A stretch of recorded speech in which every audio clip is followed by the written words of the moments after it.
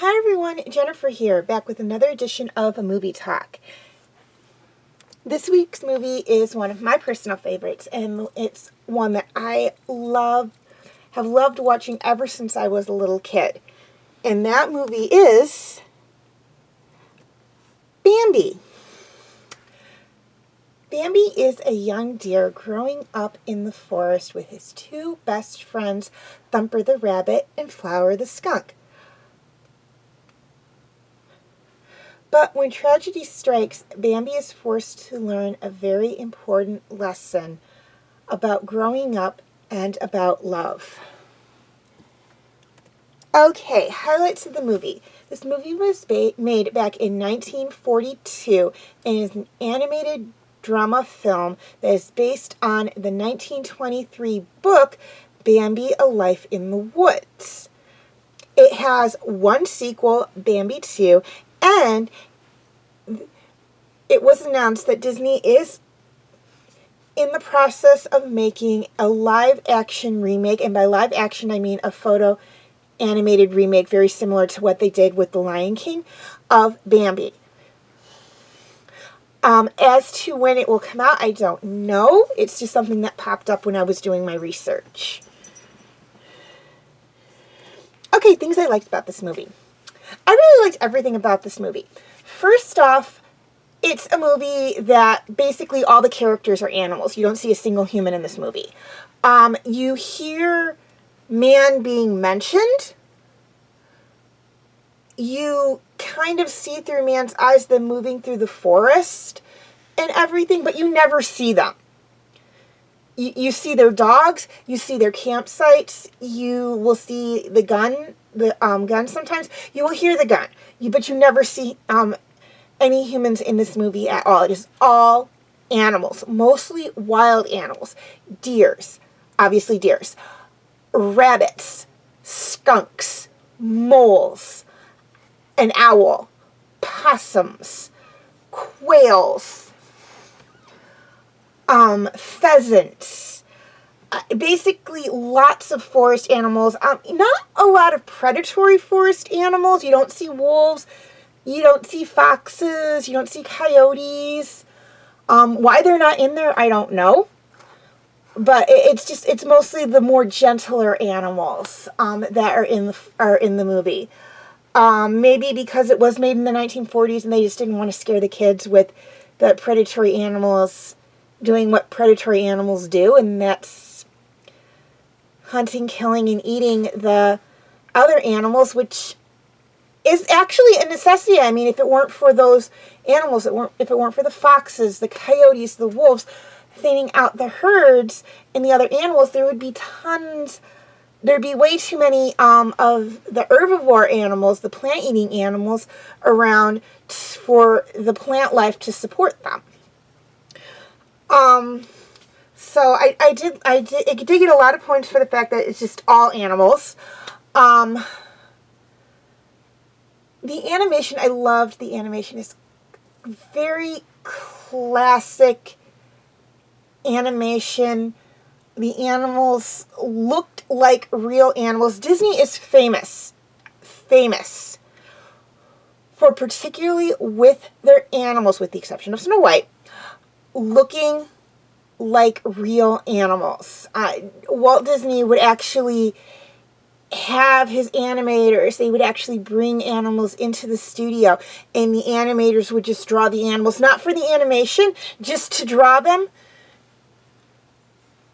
and so they can get the proportions right, and then and whatnot, and actually draw them. The drawing would be like just drawing exercises. They would not actually be drawing them for the animation. It'd just be to catch certain facial features,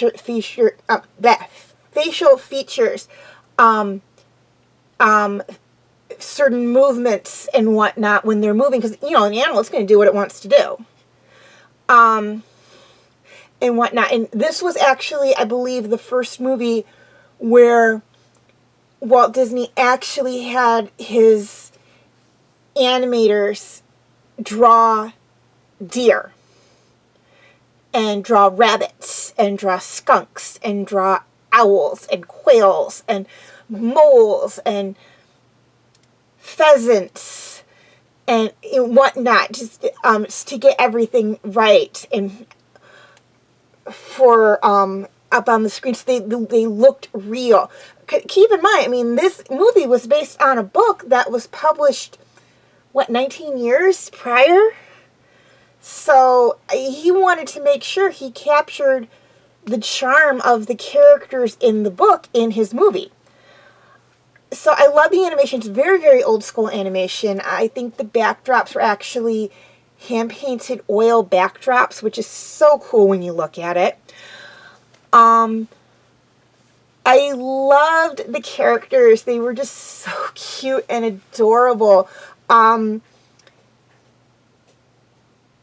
mean, Flowers just so, you don't, you think of skunks, and I think of Flower when I think of skunks, because that's kind of, it was Flower and Pepe Le Pew are like the two skunks I actually grew up with.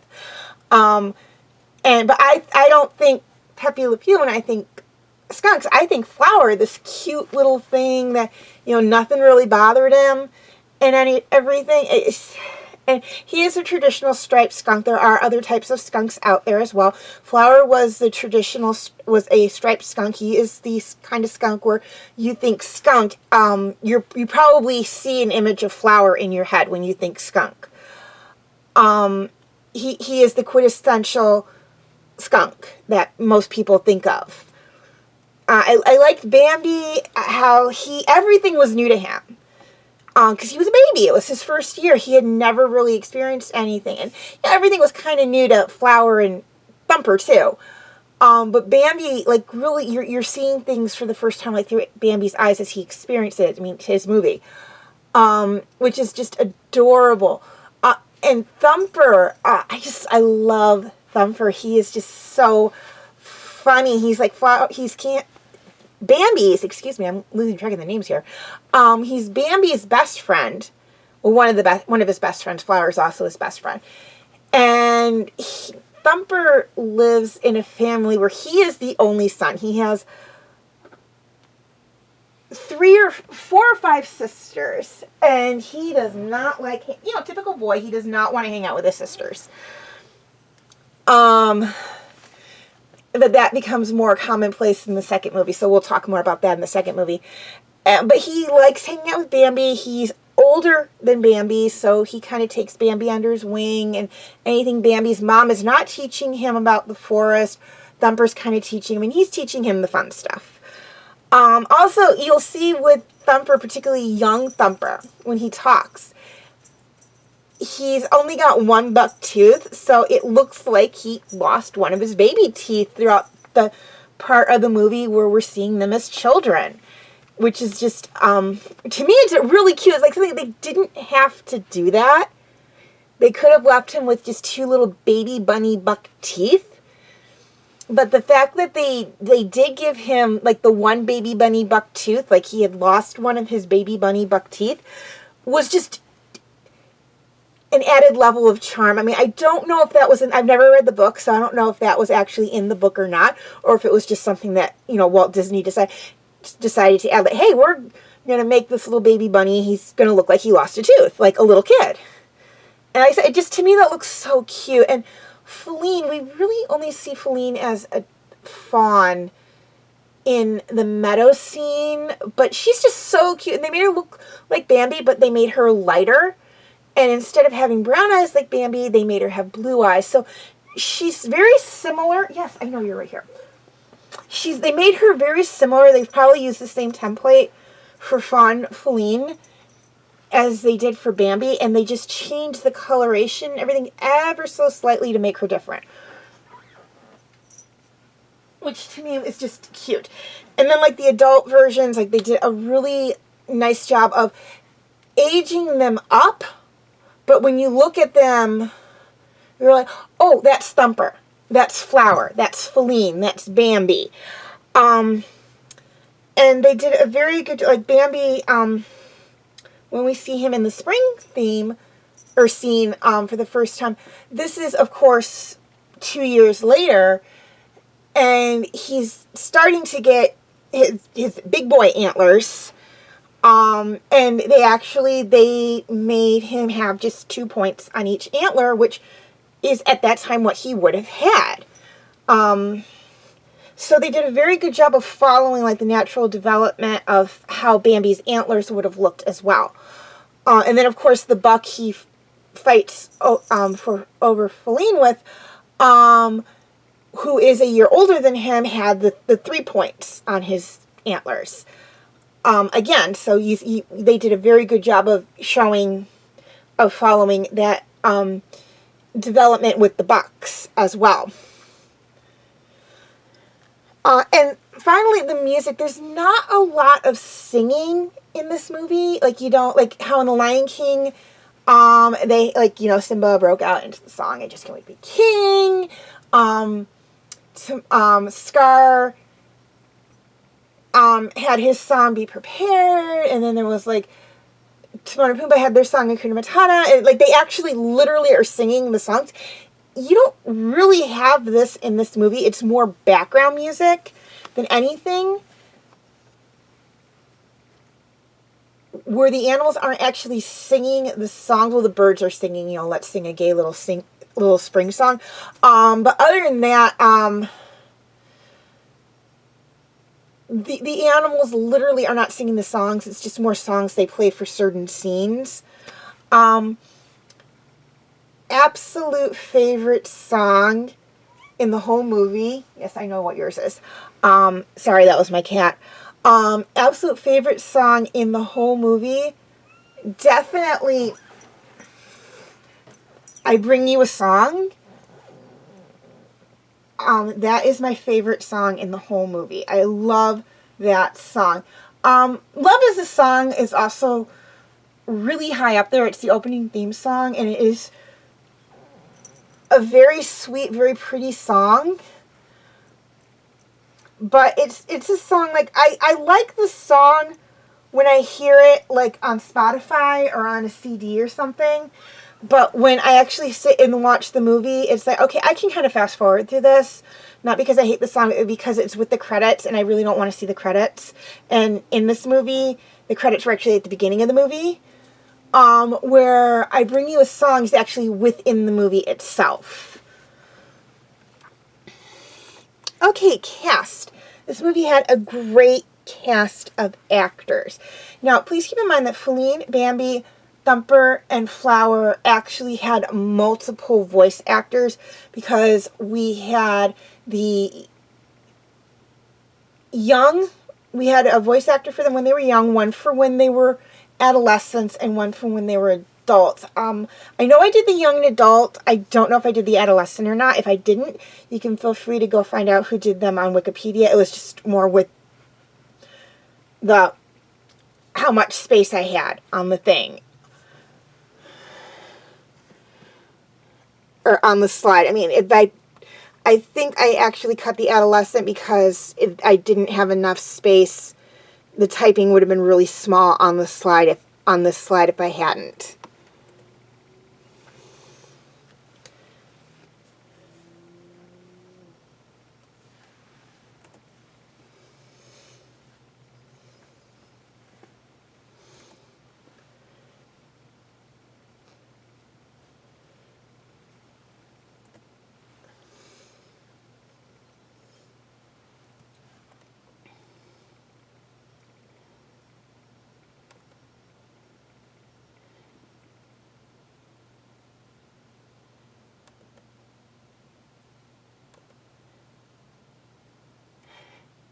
And for those of you who hadn't picked this up, Mrs. Rabbit is Thumper's mom.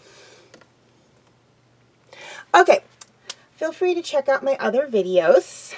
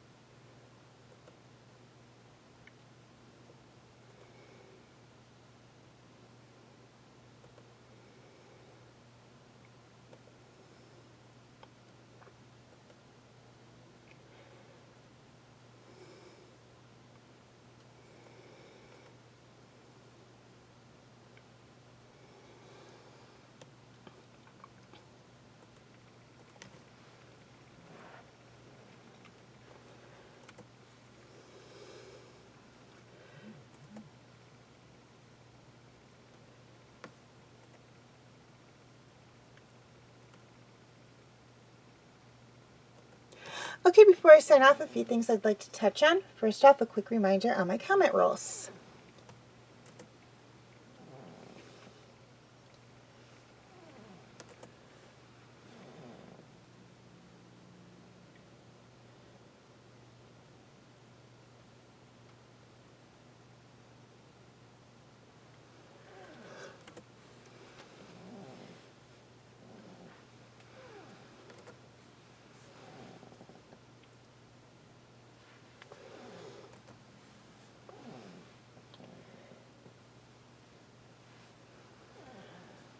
Okay, please leave your comments and questions in the comment section. I do love to read those.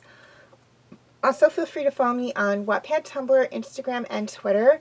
I do have my name for those 4 sites right there on the screen, as well as the pictures I use for the icons. Please note that all pictures seen within this video do belong to their respected artists. I own absolutely nothing, and the links for any sites mentioned in this video will be in the description section. Okay, YouTube subscribers. Any of my videos that cannot be found on YouTube are on my Facebook page. Facebook friends. Basically the same thing. Any of my videos that cannot be found on Facebook are on my YouTube channel. And to anyone who's interested, you can feel free to check out my Facebook group, Fanfic Corner. Okay, please like and share if you're watching on Facebook, or like and subscribe if you haven't already if you're watching on YouTube.